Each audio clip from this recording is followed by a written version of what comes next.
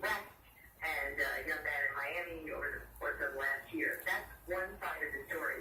I can tell you a couple of things that we have verified about Esteban Santiago that we do know factually, and this will all be part of piecing together where he's been, what he's done, why he's done it, and what led him, presumably, to be in Terminal 2 with that gun shooting earlier this afternoon. We do know that he has had past addresses in San Diego, Puerto Rico, also in Anchorage, Alaska in the last year. He actually lived in Anchorage from 2014 to 2016. Now, he had an active military ID with him, and we understand from the ABC affiliates that have been checking his military background that he was in the Army National Guard in 2016 and was honorably discharged. He was a combat engineer, got an honorable discharge sometime over the last year. And that date comes into play in an interesting way. We found that Santiago has an open criminal record, not a major one, a minor criminal record, but a criminal record nonetheless, and it is open, and he was due in court in March in Anchorage for a criminal mischief charge.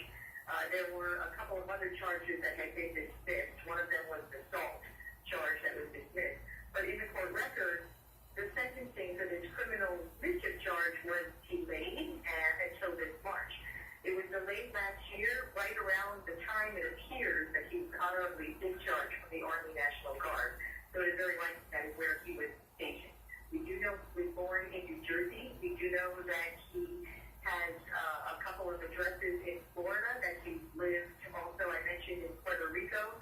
And right now we do know that he is in federal custody unhurt and probably will be subject for quite a while. Okay, Glenna, we're going to check back in with you, okay? And investigators are also looking into claims, according to CNN, that the suspect in this shooting got into some sort of fight or altercation on board the flight prior to landing. And he apparently left a bag of some sort on the north side of the airport. That bag is being detonated as we speak.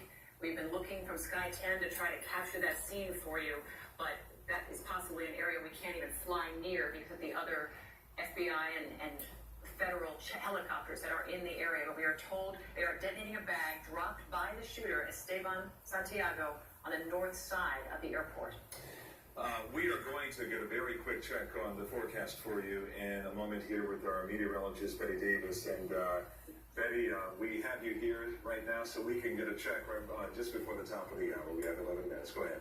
Hey guys, it is just nice enough outside as far as the weather. We're going to take you live to look at the live pictures right now in Fort Lauderdale, up above near the airport there. And as we said, we're waiting actually for Governor Scott to address the media. We've been told that he was going to speak to the media any moment now. But in the meantime, we're learning more about the suspect, Esteban Santiago. He's a 26-year-old.